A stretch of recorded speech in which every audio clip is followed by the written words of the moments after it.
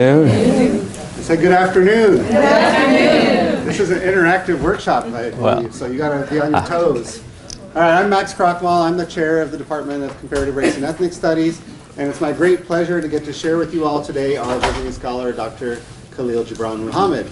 So Dr. Muhammad is a preeminent scholar of black studies and of the carceral studies and the history of the carceral state. He has a very long and distinguished career that I can't really hope to summarize here, but I'll just say that among his other triumphs, he published this wonderful book called The Condemnation of Blackness, which if you're going to join us tonight, you'll hear a little bit more about that. But it has to do with the creation of the trope of criminality in the early 20th century and the role that social scientists and statisticians and others played in that process. And he contributed to the 1619 Project. You might have seen him on TV in the movies 13th or Slavery by Another Name, or I could go on and on. Dr. Muhammad directed the Schomburg Center in New York City, the world's greatest repository of archival materials related to the African diaspora, and is now a professor in the Kennedy School of Public Policy at a little provincial institution in Massachusetts called Harvard. So anyway, it's really a pleasure to be here. Dr. Muhammad's done a ton of consulting around DEI in higher education as well, and so we're just blessed to have him here with us today, and please join me in welcoming him.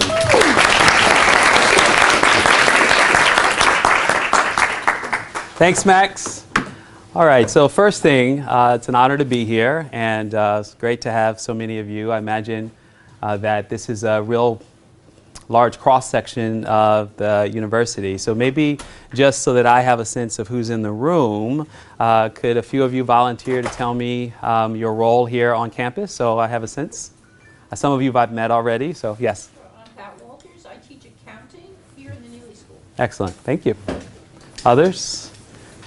Yes? Elizabeth Gillespie, Director of Dance in the College of Fine Arts. Wonderful. Keith Saunders, School for Classical and Contemporary Dance. Excellent. Yes? Serena Hart's Adjunct Professor, Bristol Ford. Wonderful. Brianna May, I curate the meteorite collection, and I'm in the Department of Environmental Sciences. Wonderful. Okay, yes? I'm Alicia Garza. I'm from the Department of Journalism, and I'm on the Executive Committee of Press. Okay. Siobhan Palmer. I'm not with the school. I have a diversity, equity, inclusion training company with 4 partners here locally in Dallas-Fort Worth. Excellent. Well, I appreciate those of you who joined in, and maybe at some other points we'll hear more from each other. A couple things about my background that I think are germane to today's conversation. First of all, I have no magic solutions. And so while note-taking is encouraged, mostly this is a way of both reminding you some of what you know, maybe showing you something or expressing something you don't know, maybe inspiring you to have the courage to confront the things you don't really want to know. And then out of all of that, perhaps together, we will move this needle forward. At the heart of all of this is about institutional accountability for the history that we know to some degree. Some of us know it really, really well because it's our job. Others of us have some sense of it. But knowing the history is not enough to change the way we behave. And that's true among social psychological research. Mahzarin Banaji, the co-inventor of the implicit association test at Harvard, is a colleague of mine, not just because we teach at the same university, but because we're friends, because we worked on a university-wide committee with one other person, and kind of an expert in the DEI space, a sociologist named Frank Dobbins, who's published in HBR a lot about the limits of the certain kinds of corporate-based training modules that either don't work or backfire. And to be honest with you, this is the disclaimer. The 3 of us put our heads together and could not figure out how to fix Harvard. So you're not going to walk away from here with the ABCs of transformation. What you are going to see, as best I can do, and this is just sort of my way of looking at this problem, both out of professional experience and what I've learned from others, is that It is an urgent problem in search of solutions, and that it's incumbent on all of us to be as creative, as imaginative, and as risk-taking as possible. The business community is very fond of this notion of failing up or failing forward, that risk-taking is inherent in innovation and discovery, and yet we seem to, in many ways, be the most conservative when it comes to addressing institutional racism and discrimination in our society.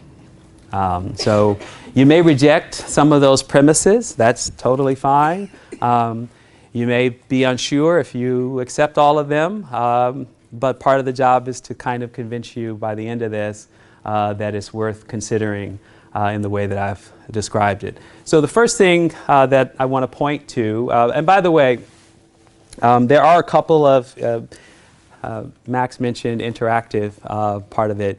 At any point, I strongly encourage you to ask a question by simply, politely raising a hand or interrupting.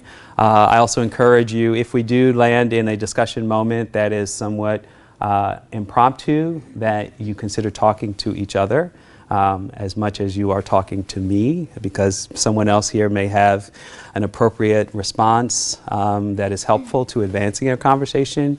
And so I'm not here to be the center of attention any more than I am to sort of guide us along this conversation. Like I said, there are a couple of breakout moments, at least to consider some prompts that I have, but they come closer to the end of the formal presentation than at the beginning. That's why I encourage you to speak up if you have questions along the way. I am speaking what I think as a conversational but not overbearing way. Can you hear me in the back? Great. All right. So let's look at the problem as I've defined it here. And as is very effective in most cases, we're going to let someone with the wisdom of their ages and with the passage of time help us to think about that problem. So here's Dr. King, which is essentially a very high level meta-critique of American society, published in his last book, Where Do We Go From Here? Ever since the birth of our nation, white America has had a schizophrenic personality on the question of race. She has been torn between selves, a self in which she proudly professed the great principles of democracy, and a self in which she sadly practiced the antithesis of democracy. This tragic duality has produced a strange indecisiveness and ambivalence towards the Negro, causing America to take a step backward simultaneously with every step forward on the question of racial justice, to be at once attracted to the Negro and repelled by him, to love and to hate him. There has never been a solid, unified, and determined thrust to make justice a reality for Afro-Americans. Now, of course, as expressive and as familiar to some degree Dr. King's thoughts and complex history is in relationship to the Black freedom struggle of the mid-20th century, there's something about this quote, at least for me, that is striking in its prophetic critique of an ongoing problem.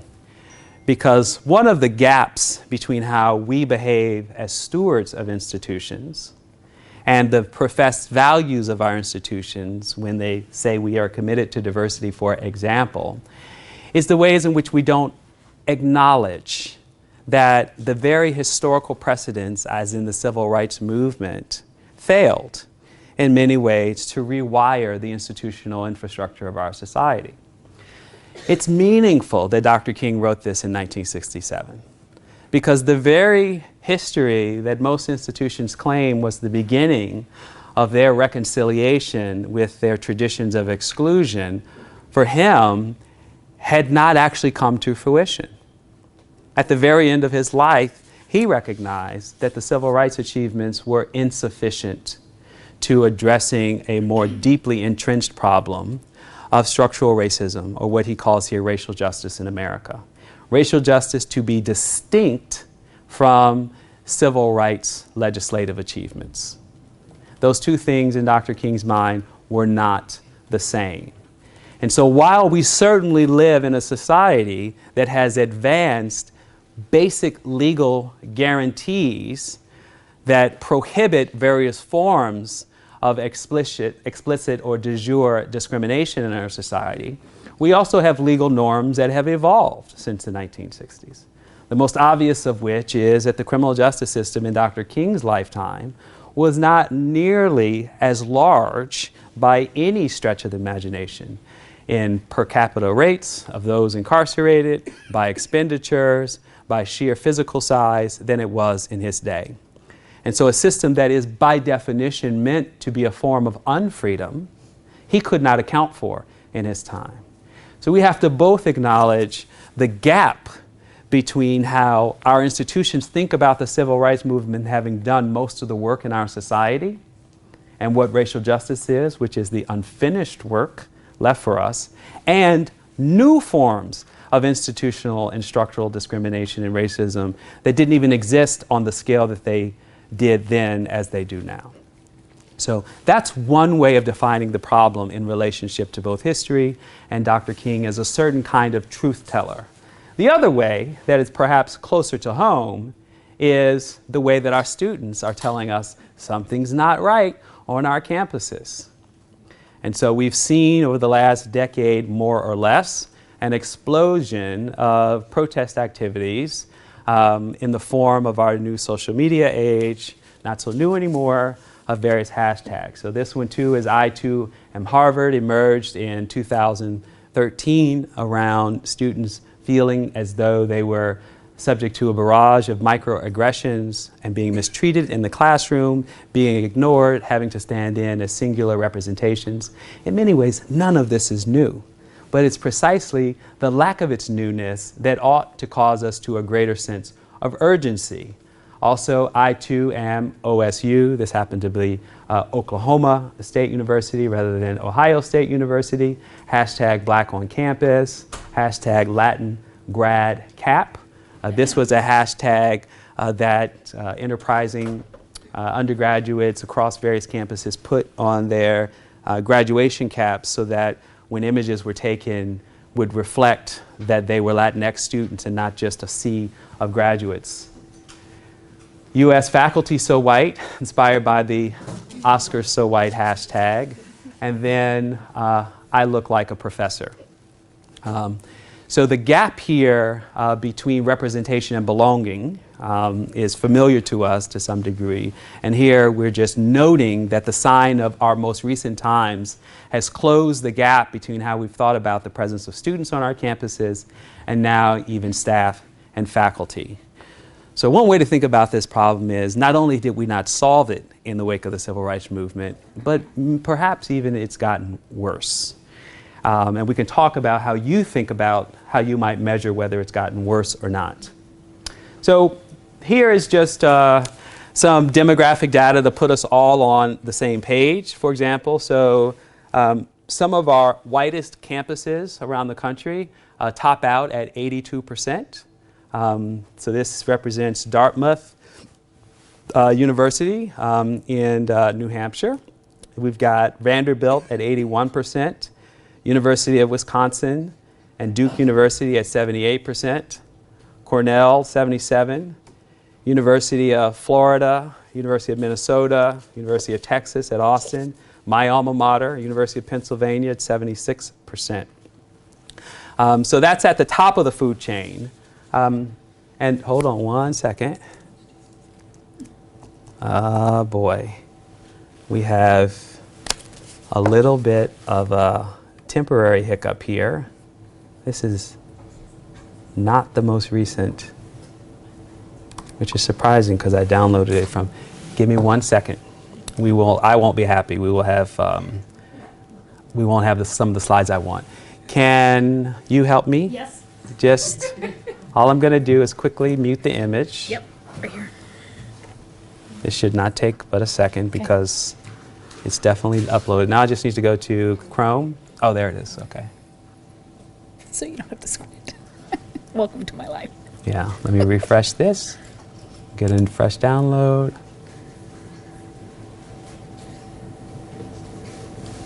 Huh.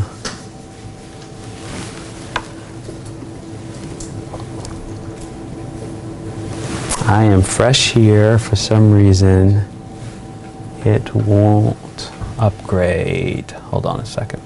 Is it farther up? Where's the refresh on here? I refreshed. It Let's didn't see. work.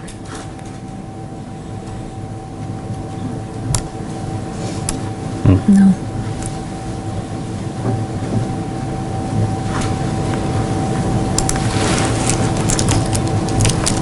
I will do a thumb drive if we. Okay.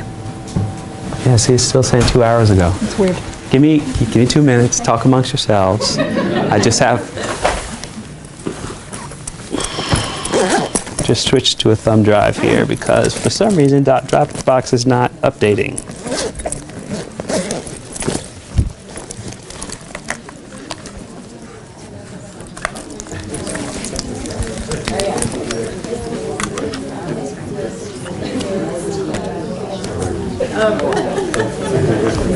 All right. Been here. Yeah, it's very Definitely been strange. here before.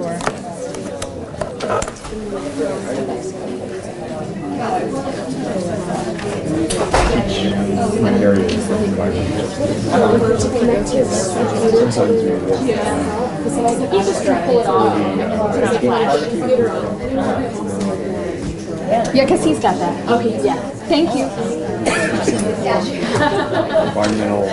We could connect you to your laptop here. Is it HDMI? Yeah. Let's see. That'd be faster.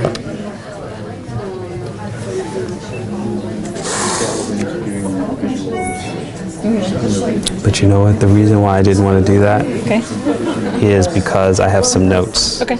We've got all sorts of options. We can just, we'll do whatever you want to do. Yeah, that's the only reason why. Okay.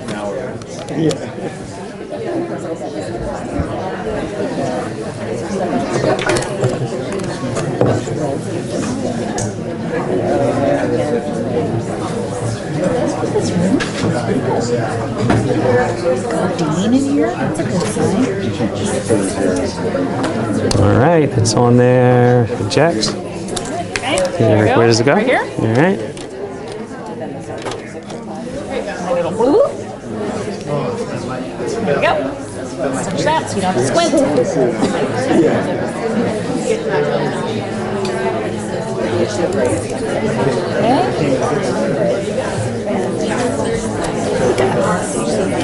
They were dying to talk to us. Presentation. Click through to where you want to go. Ba, ba, ba.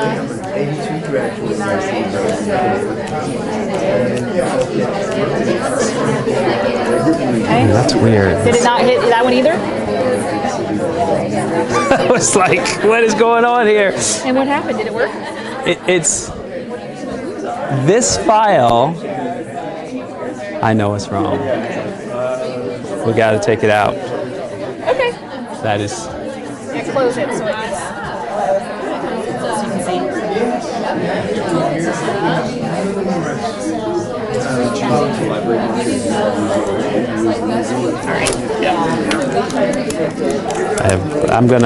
I have no idea what's on the hard drive versus here, but this file, which we're both looking at, is the right one, but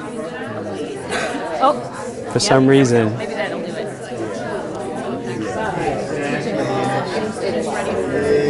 Still going. Okay. Okay. I'm feeling confident. Me too.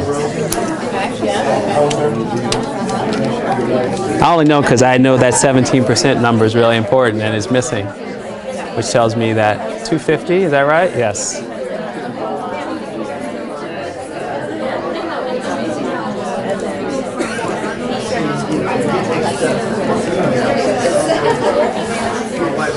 We're in business, okay. Oh, we're up. Yeah. Okay. My apologies. Whatever is going on between the cloud and my laptop, they weren't in sync.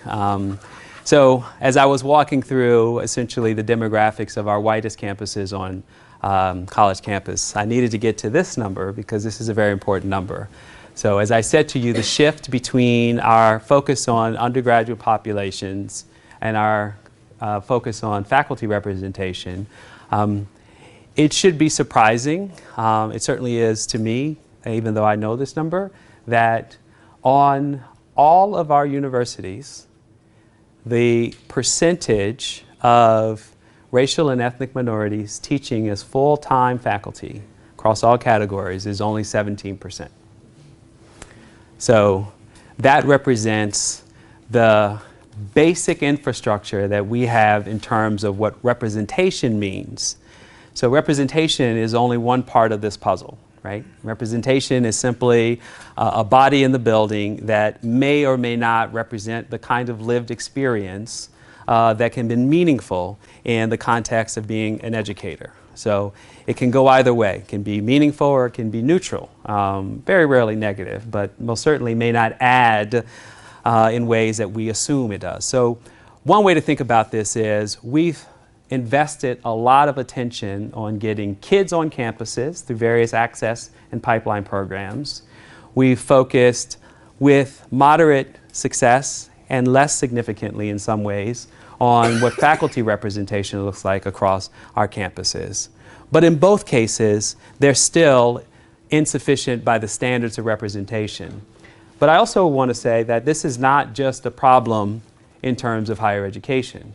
Turns out that in our private sector, when we look at elite positions of leadership in America, African Americans, for example, represent 3% of all executives, senior level officials, and managers in the private sector.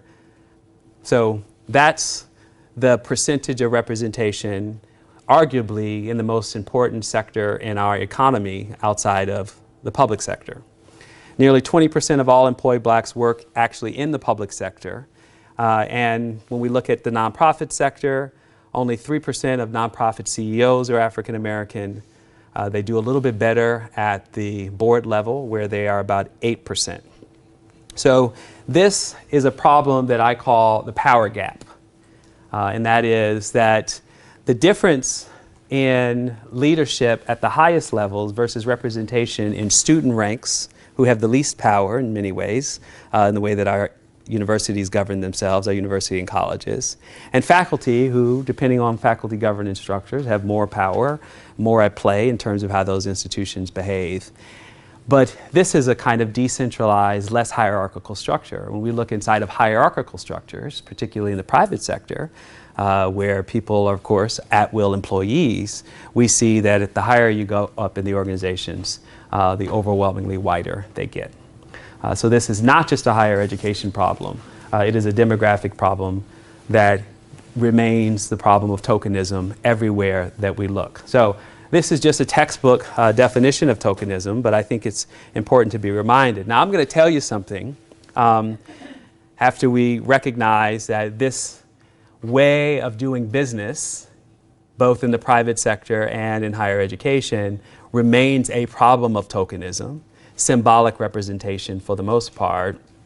So when I got to the Kennedy School about 3 years ago, I was in the middle of a difficult situation with the climate of the school, like the Neely School, and the university that was responding to a number of I2M Harvard protests, including there was the taping of law school portraits in the Harvard Business School because there had been protests around an insignia of the Isaac Royal family, who had been slaveholding family in the Caribbean, for whom those profits helped to found the Harvard Law School. When various students protested around that, in an act of vandalism, someone came and put black tape in the form of an X over all of the portraits of the black law school faculty. So this was the climate that preceded my arrival. In a conversation with someone in my school, whose name I won't mention, was serving on a university-wide committee to deal with the problem of diversity at Harvard, I expressed my concern about what was happening at the Kennedy School to this person, whose home base was the Kennedy School. The first question he asked me, well, do you feel like a token? to which I really had no smart response. I'm still not quite sure what he meant by the question, but upon further reflection and thinking about it, what I think he was saying to me, by the way, the only black tenured professor at the Kennedy School out of faculty of 194, what I think he was saying to me was, if you feel like a token, maybe you don't belong.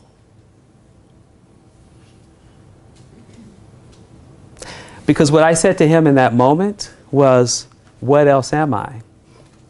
There's only one of me. I'm the only person here on the tenured faculty who teaches what I teach. I teach a class called Race, Inequality, and American Democracy. There are other classes that intersect with those themes, but my class is as close to what you might hope for in a core curriculum change with regard to training future public servants, which is what the School of Government is about, whether they do it from within government or in the NGO or nonprofit sector. So it was a strange moment for me personally to have to decide whether to accept or reject his designation of me as a token, because what he was trying to tell me is, if you don't think of yourself as a token, then of course you're not a token. But I couldn't see it any other way. So I use that example because the stakes for such encounters in our various environments put a lot of pressure on individuals like me. And perhaps some of you as trailblazers, perhaps as the first white women to be leaders in your department or even to join your department. Harvard just got its first woman, not even white, tenured faculty member in the mathematics department 2 years ago, after 387 years.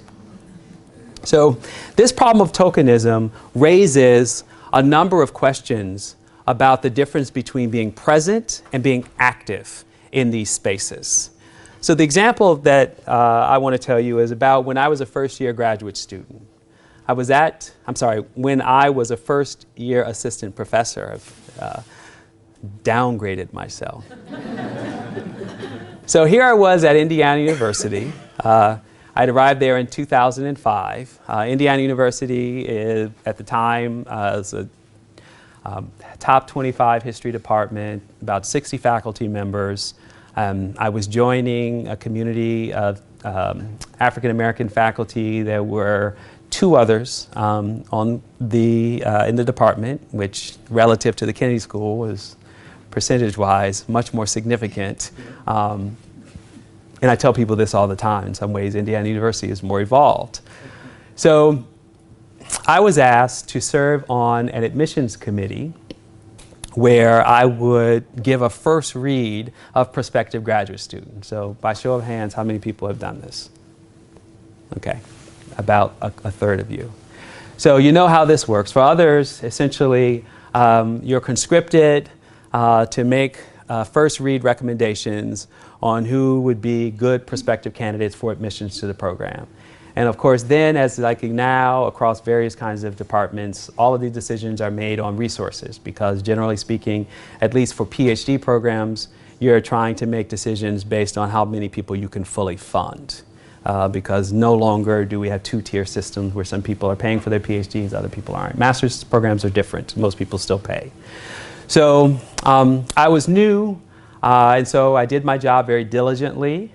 And I saw several potential candidates. My job was to really look for students interested in studying African American history, which that's what I was hired to teach. And I made about 7 recommendations. Fast forward several weeks later, my recommendations had gone into a folder that was reviewed by the Standing Committee on Admissions. It was their job to then horse trade across various subfields, European history, colonial history, military history. However we expressed our various specializations, that's how we were going to divvy up at the admits.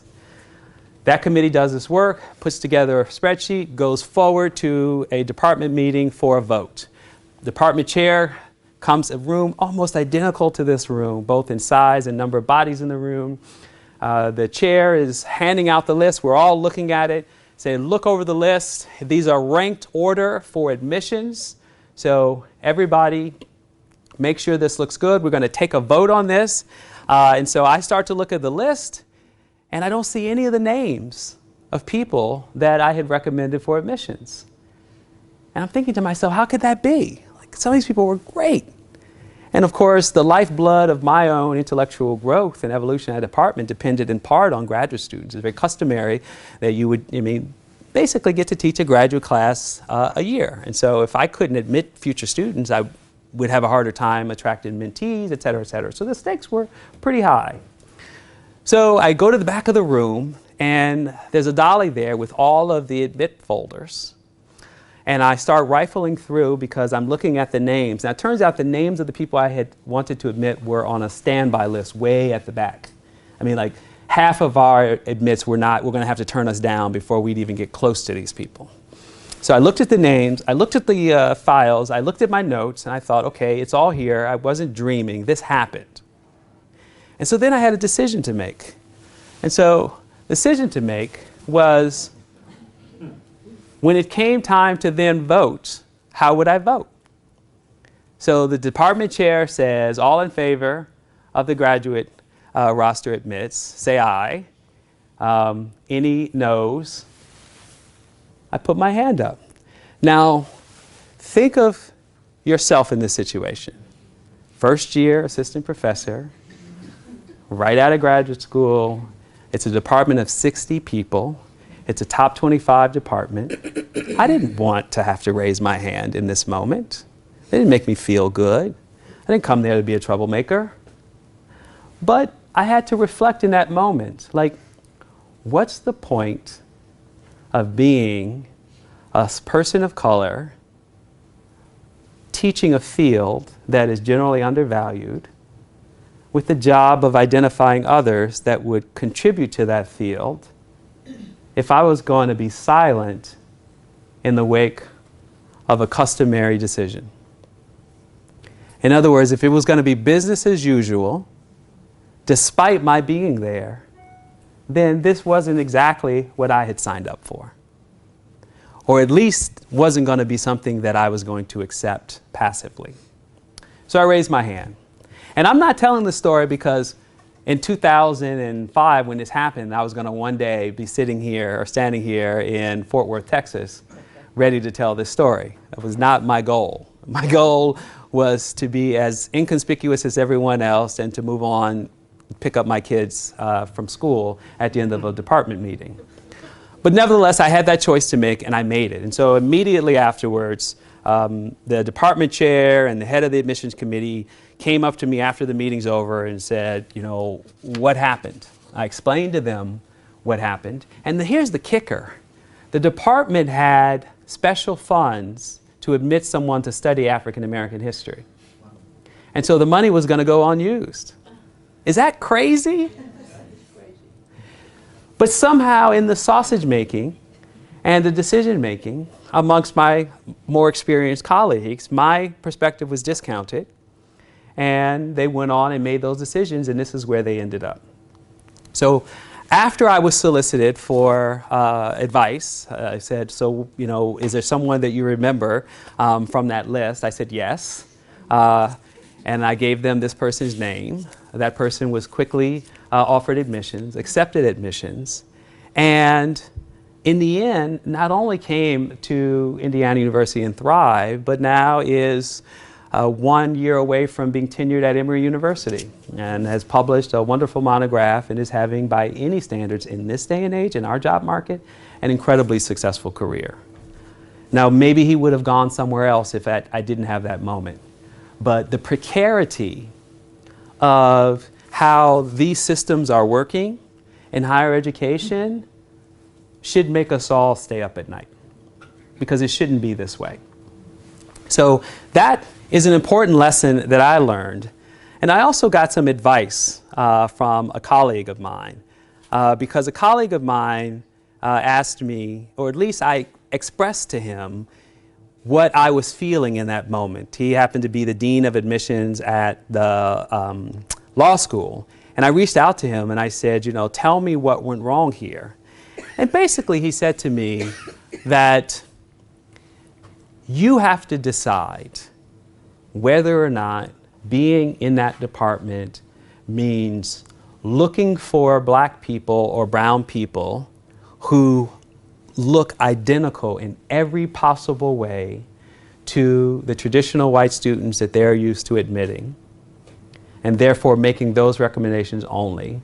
Or if you're going to use your insight and networks to identify candidates who are less obviously like what they're used to seeing and advocating for them. Because if it's the former and not the latter, then you're going to have less friction and less resistance. But if it's the latter, if that's how you're going to try to expand the number of people who come to your history department and work there, then you're going to have to be prepared to take on these battles. And so I use that for you to think about, what does it mean in an institutional context where there is a significant difference between someone simply being there, I was good enough to get hired, but was my experience and my commitment to institutional change good enough to be accepted by my colleagues? And that is not a Khalil problem. That is an Indiana University problem. That is a Harvard Kennedy School problem. That is a problem for everyone in this room. So let's just take one quick minute. We'll do a turn and share. And maybe you can share with a neighbor a similar experience that you know of or have had yourself. And if you don't, you can reflect on mine. But we'll just take 90 seconds, 120 seconds, because some of you may have been thinking to yourselves, yeah, I have a story similar to that one. And if not, just talk about what you just heard. Turn and share means you're talking to your neighbor.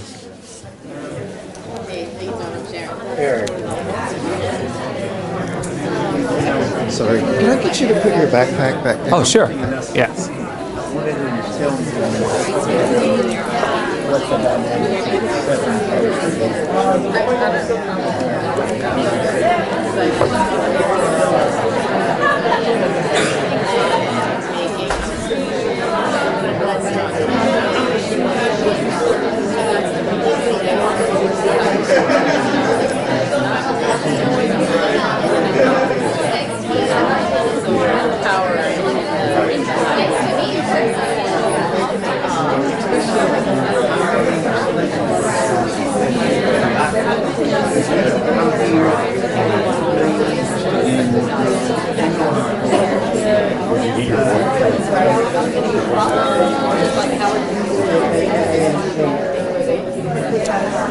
As it relates to, the question is always, well, we can't find it. You know, goes back to this thing, when you're looking at it, go back to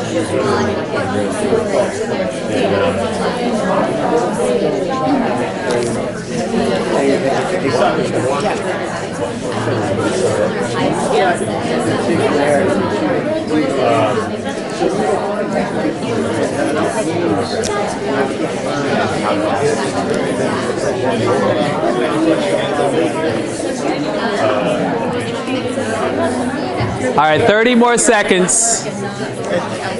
Right, and he said, right, the same way. Other people that are the same way. No, So we can teach you that allows flow for everybody.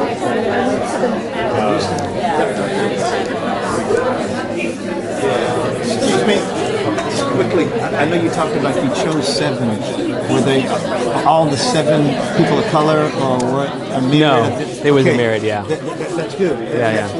That was the first thing I wanted. Yeah, because it was both about the work itself and the people. Which makes it even more disheartening. Yes. Yeah, absolutely. Yeah. And that's part of the problem. Is the field of study itself reflects a marginal field of knowledge, even within traditional disciplines. And so that becomes a problem. So we're gonna come back together. I would love for two groups, one on the left side and one on the right side, to just share very quickly an experience that they learned about or shared with someone. If just a quick mention, context setting for what that person experienced. And really the challenge was to describe a situation where you watched or witnessed or yourself had to make a tough decision that would reflect on a kind of how institutional practices would need to change. I have lots of talking, so were y'all talking about me? It's very flattering. No volunteers? Can I ask a Sure. an honest question? So when I was at a Ph.D. granting institution prior to this, and it was my like 4th or 5th year before my recommendations started actually being considered. And so I'm trying to wrestle with you know, the reason why your recommendations might have been ignored, and I was trying to also reflect on the practices that maybe the group didn't look at the opportunity to really build the diversity of their faculty. But could you address maybe that? So if I understood your opening context setting for the question, you had an experience where you felt like you didn't really have much power to express your preferences until about 4 or 5 years into the job. I could express them, they just weren't. They weren't validated. Yeah. I think that's really helpful for what we're talking about here. And here's the reason why. Because these are called, some scholars call these the hidden rules of racism. Now, some people might disagree whether that kind of rule is a racist rule. But the hidden rule part of it is that nobody told me that that's how things work. So the pretense that our opinions and perspectives all matter in an egalitarian construct where I've been asked, it's not like I get volunteered to do this. I wasn't that interested, which tells you something about, like, also my commitments at that time weren't like, I'm going to make sure that I get as many African American students in this program.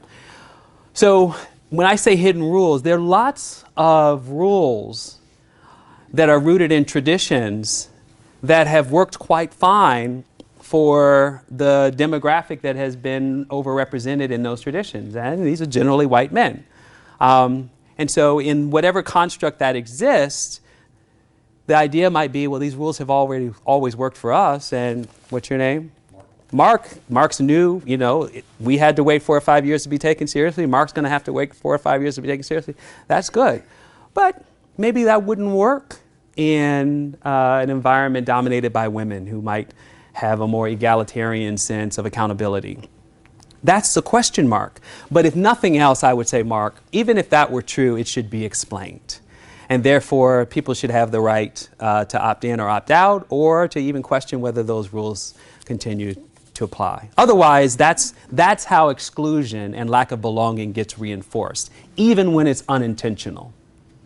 Yes? Well, and I think to me there's something even more basic there, and it's the fact that there were more established faculty in that same situation, and nobody thought about those candidates.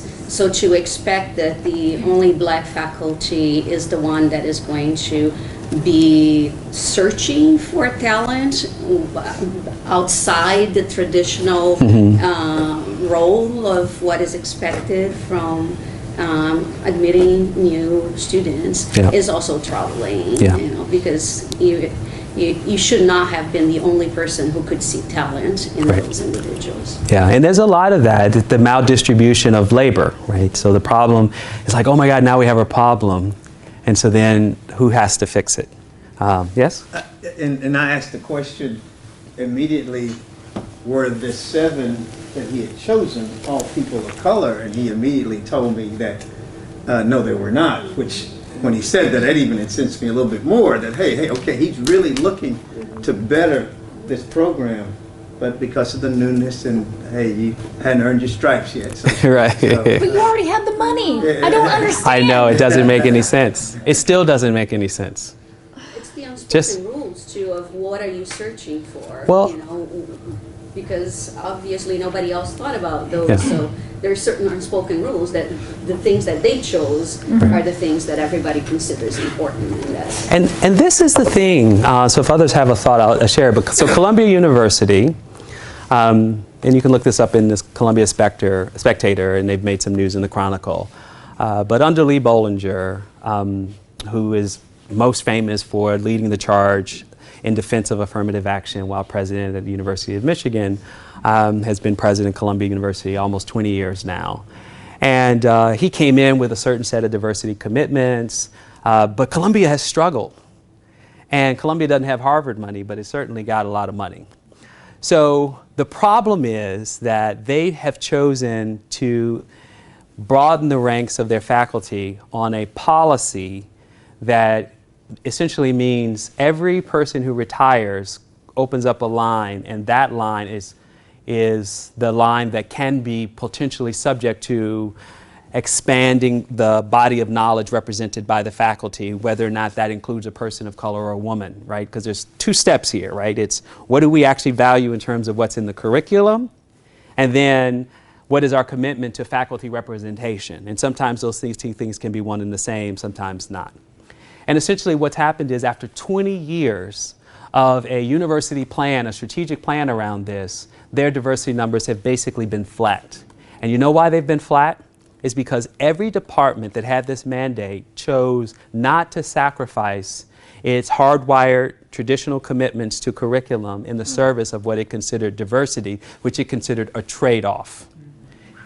So we're not going to give up what we've been doing all this time to either expand bodies of knowledge or faculty representation that is overrepresented in those same marginal fields of knowledge. And I think what happened at Indiana was that when my colleagues got together, mostly unintentionally, I want to be as generous as possible because even in being unintentional, the net effect is the same, which is that they weren't willing to give up the precious slots that they identified as more important to what they imagined an ideal graduate cohort will look like. And even with the money involved, which is striking. It's striking. So we're going to move on, all right? We're going to move on, all right. But it's a revealing example because I think it really shows you the tension at play. And this hasn't changed. This tension is real everywhere. And so the pressure really is to think about what are we missing. So if traditional patterns of everyone having to be hazed a little bit as a junior faculty member to earn your stripes, core bodies of knowledge that have made America great, well, if we have blind spots, right, then we actually don't know what we don't know. And that's the challenge. So this challenge happens even before we arrive on campus. And here I'm going to cycle through something that most of us know, but for me it's important to make this part of what we're thinking about here.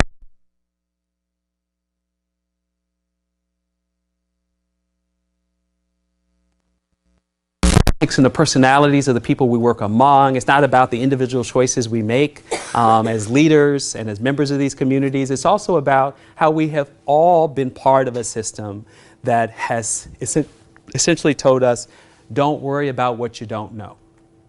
And so the Southern Poverty Law Center, for example, has been one of the leading nonprofits in this country to monitor hate in American society. Most of you have read something about their news because they are often quoted in major national newspapers for what they do. And they've probably been keeping an eye on Texas a lot lately. So the Southern Poverty Law Center produces a number of reports where they study what kind of history is being taught in the nation's classrooms. They did a couple of scans on civil rights history going back to 2011 when this initiative first began. They did another one in 2014. The takeaway is that civil rights teaching in our nation's classroom is mostly abysmal. It either doesn't happen at all, or it's very perfunctory and very limited to a kind of great heroes in American history story of Dr. King being someone who made wonderful sacrifices on all our behalf.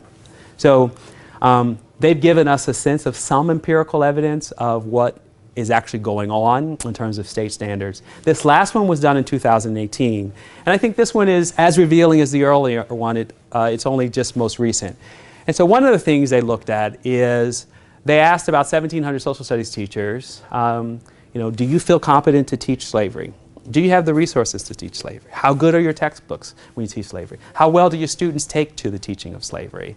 And they opened with this quote, slavery isn't in the past, it's in the headlines. Because for them, and like so many people in our country, we're sort of looking at debates in our contemporary political culture that seem to turn on how many Americans think about the past. 1619 Project in the New York Times is a perfect example, both in its argument that the real founding of Americans and what they really mean is not the founding of government, but the most enduring contradictions in American society. Would it be an America for all people, or would it be an America for a few people? Would it be an America that enshrined the ability to exploit other people in the name of profit? Or would it be an egalitarian society that ensured that government protected the civil rights and liberties of all Americans? So that debate is still raging. My colleagues in the history professor, just a small number, don't agree with 1619, and some of you know more about this than others. We won't spend a lot of time on that now, but we can talk about it later. So what did they find? They found that in the case of Virginia, for example, the way that slavery is often taught is in the passive voice. So there are no actors. People were brought to the colonies. The language found in textbooks portrays actions without agents, slavery without enslavers, history without choice. It removes culpability while focusing on victimhood, a dangerous proposition for teaching meaningful history. Only half the teachers we surveyed say that they teach about the development of white supremacy to support slavery, and almost all the textbooks that we reviewed shy away from this topic. And so it's kind of like, well, what are they actually teaching? Because at what point is slavery something that is too difficult for Americans to learn? And without putting too much contemporary spin on it, I think it should be obvious that even the basic nature of the federal government is at stake in what you think actually happened with slavery. Of course, it also matters institutionally, where Confederate monuments remain part of the landscape of our universities, of our town squares, of our public parks, of our streets.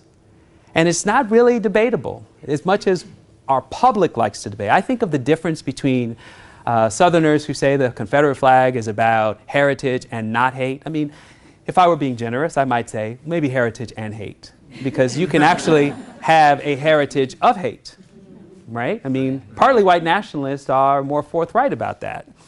The rest who don't identify as such want to say that it's one and not the other. But this is kind of akin to climate change denial, right, for an American public that doesn't believe the science of it. So we're at a university, I'm going to take as a given that you all recognize that Confederate monuments and Confederate flags represent a form of hate rooted in a defense of chattel slavery. Doesn't mean that there weren't good people who were slaveholders or who died on Confederate battlefields. But what they were fighting for, either we agree was wrong or was not wrong. But we can't really have it both ways. And so, because a lot of people want to have it both ways, this is why we get such abysmal results in our nation's classrooms. And so I'm not saying that my colleagues in Indiana University were defending some version of slavery in their heads, but what I am saying is that if our schools are getting it this bad in 2018, they weren't getting it any better 20 years ago, or 40 years ago, or 60 years ago. Just to point out something that'll make your hair stand on end here. So in their report, they looked at a rubric where they essentially measured across these various standards, which are the key concepts on the left, and then across these various groups, teacher, students, textbook standards. On question number 7, on the question of slavery as the central cause of the Civil War, the teachers basically, 6 out of 10 said, yeah, we get it, we understand that, we feel competent. Only 8% of the students actually agreed with the statement.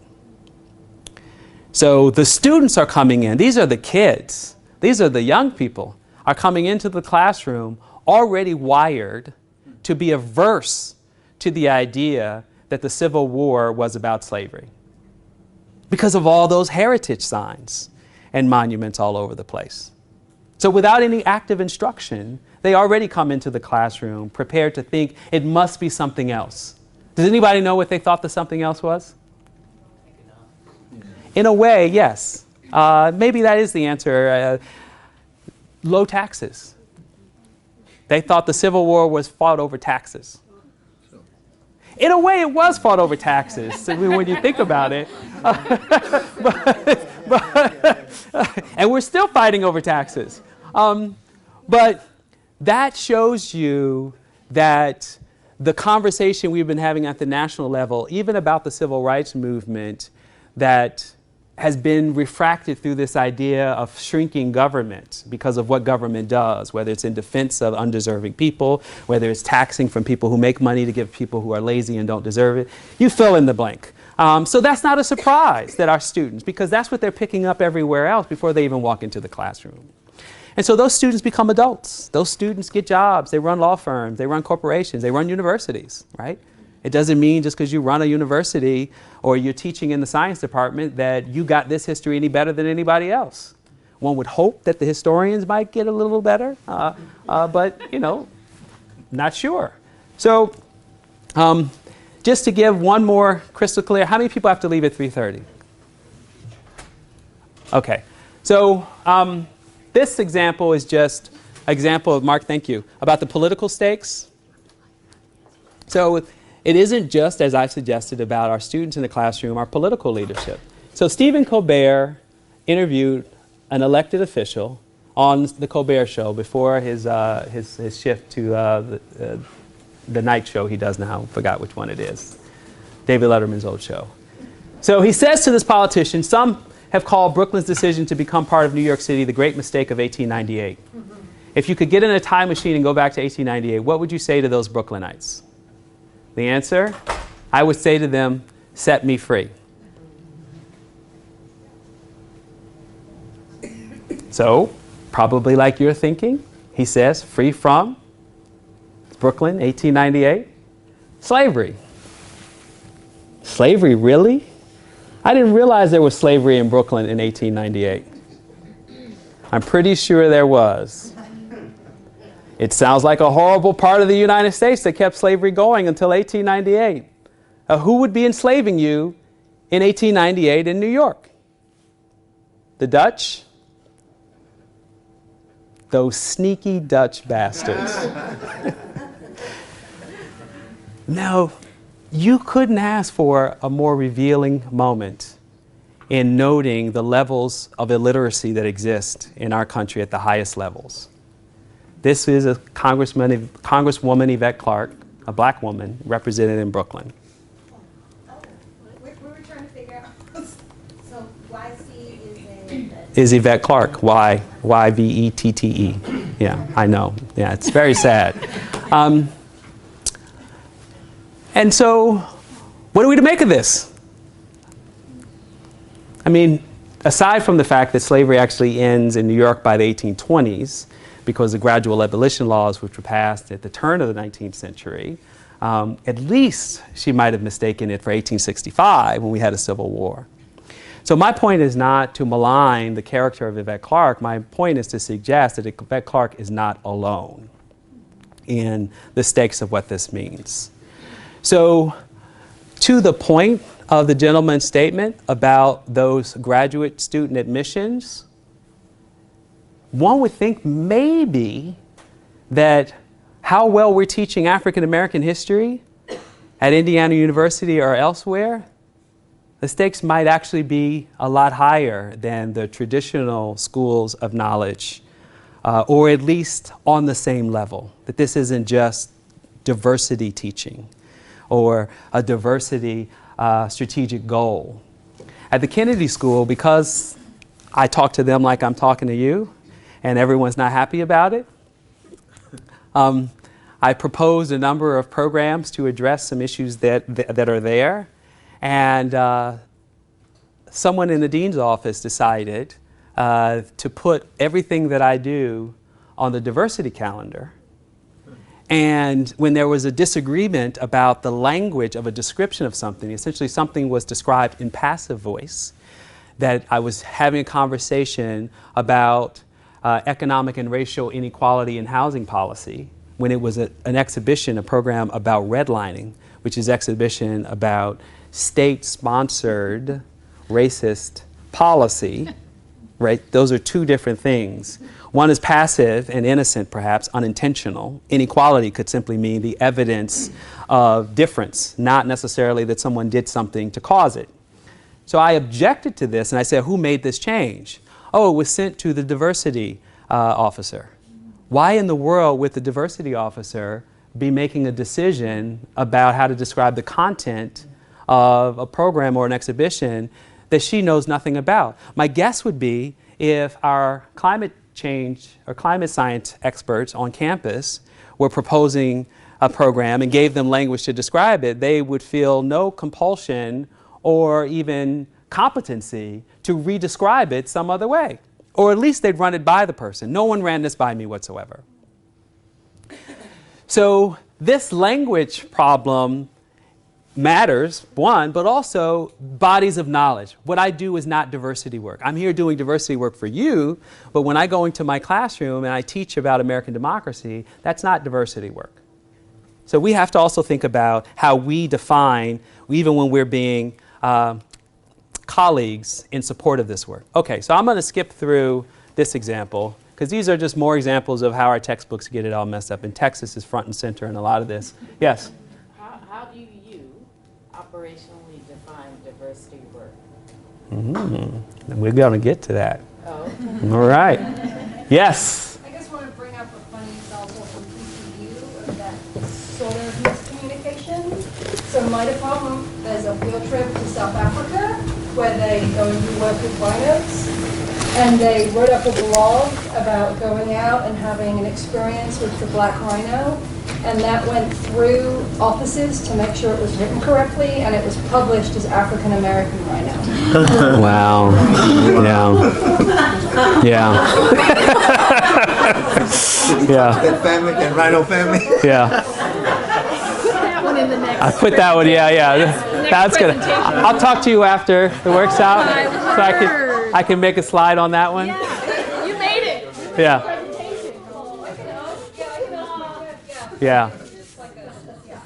There are a number of these examples that Google about 4 years ago was found guilty of because algorithms were using machine learning based on search practices and were beginning to identify black people as apes and primates based on certain search practices. In general, Google basically just expresses at a big data level all of our biases. It can only reflect back to us what we put into it, which has become the subject of intense data science ethical questions, which I'll turn to at the very end when we talk about what to do next.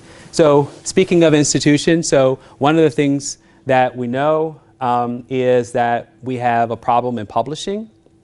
This was a recalled scholastic book for small children, a birthday cake for George Washington. Looks really sweet and innocent enough, except it was basically a happy slavery story. And it was unintentional. It was part of an effort to increase the number of books published by or about African Americans. But the reason why it became a happy slavery story was because in the editorial process, no one wanted to make this scary thing part of the story. And so what you got was an overcorrection in the fact that they were making a cake for George. Never mind the fact that George Washington not only owned slaves, but went out of his way to make sure that his slave people weren't freed before his death. And a colleague of mine wrote a wonderful book called Never Caught about how George Washington went out of his way to track down on a judge who had run away from him. So he wasn't a generous slaveholder either. So this sends all kinds of terrible messages to our young readers. And those messages were reflected in a report published a few years ago in 2013 out of the University of Wisconsin that basically noted only 3% of all books that they collected, 3,200, included books by or about African Americans. I looked up their most recent publishing, and as of 2019, when they last updated this chart last August, 3,200. This is the baseline that I just showed you. I guess they revised the number up to 94. Now it's up to 405. So it's a threefold growth, fourfold growth in the number of books. So we're moving in the right direction. And you can see that for Latinx books, the numbers were pretty much as abysmal then, and the number has grown nearly fivefold. So calling attention to these things helps. So getting together to talk about these things isn't just a grievance session. It actually can make meaningful change. So you can think about in your own work, what does the diversity look like? What's the baseline for how representation is playing out and how we are educating the general masses about what we do and what our fields of knowledge look like, and how that trickles down even to our youngest learners, and what we can do to make a difference. So to get to the final section, anti-racist, actually this is next to final section, anti-racist praxis. So I'm interested in looking at the barriers to change. So you asked me, what's my working definition of diversity? Well, I've given it to you many times. Diversity at this point simply means representational diversity. It simply means either in bodies in the room or in symbols of the inclusion of people. So this would be artwork on the walls. This would be brochures, websites. That's what diversity has been. And in fact, the business case for diversity has also been that the presence of people not like others, by definition, brings different experiences into the conversation. The other side of the higher ed business case has been that we increase the capacity of or I should say of white students by exposing them to the diverse presence of other students. We actually don't talk as much about what it means for students of color who don't necessarily get the same in exchange. Because students of color are quite accustomed to navigating predominantly white spaces, particularly in elite institutions, if that's been their particular journey. So the diversity benefits generally are accruing to the white students and the institutions that they belong to at greater rates than they are to the students of color who represent that diversity. So I use the word anti-racism. To me, it's clearer, right? I mean, for example, the Kennedy School has something called the Women and Public Policy Program. And until quite recently, the Women in Public Policy Program was basically Sheryl Sandberg at the Kennedy School. It was a policy, a set of policy prescriptions that said to women, be like men to be successful. Mm-hmm. So that's not, it's certainly not feminist, and indeed erases gender disparities and basically asks people, women in particular, men have already figured out what success looks like. All you have to do is model their behavior and you'll get to where you need to get, to lean into it. So that's what diversity has meant even for people of color in this context, to essentially don't change the rules. Rules have already been set up. They already work. We're already number one. But again, you don't know what you don't know. You can't see that you're either missing something or that you could, whatever your number one is, could be even better. So what are the barriers? What I'm calling anti-racist praxis here. So let's talk a little bit about the barriers. I think there are 3 barriers to institutional change. Efficiency, I call them efficiency, colorblindness, and money. That one's probably the most obvious. But I want to share this experience in a slightly less intuitive way. So what do I mean by efficiency? Anyone want to take a quick stab at it? Yes?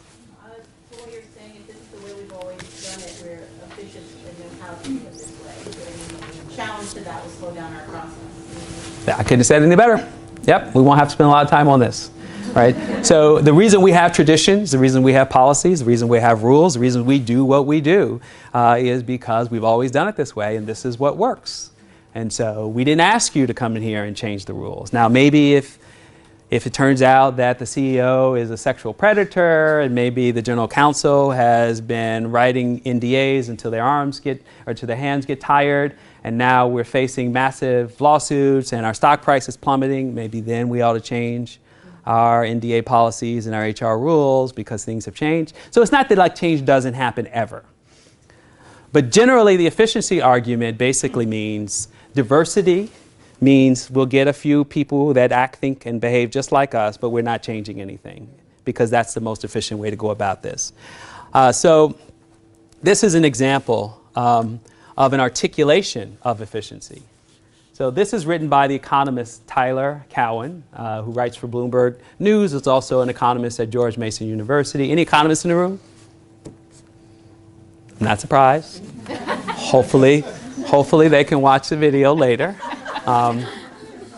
So Tyler Cowen's at George Mason University. George Mason happens to be one of the universities in the country with a very strong commitment to conservative free market principles.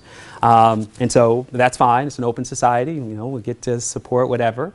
But out of this, Tyler Cowen makes a really powerful argument, as is noted here in this headline, that equality is a mediocre goal, aim for progress. He's pitting excellence and the march of civilization against an idea that we ought to value equality first and foremost. And the reason he does this is because he believes that our standard of living benefits everyone, even if we have extreme income inequality. And so the example here that he uses, and I'm not going to walk through it, but you can look this up, you can Google it and find the article and read it for yourself, is essentially that innovations in healthcare require extreme risk, either in drug manufacturing or medical technology, that people assume extreme risk in inventing these things.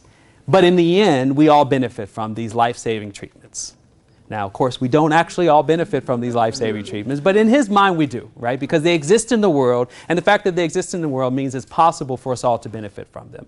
And so, why would we want equality? Because, of course, in the abstract, the disincentive of having a less brilliant, often non-white male person into our innovation labs. I think I just passed a room over here about some innovation lab.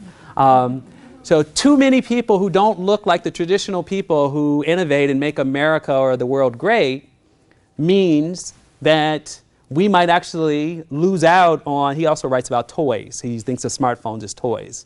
And so people have poor income and may live just above poverty, but they get to live with all these toys because these toys are made by geniuses and rich people. And so okay, you get the point.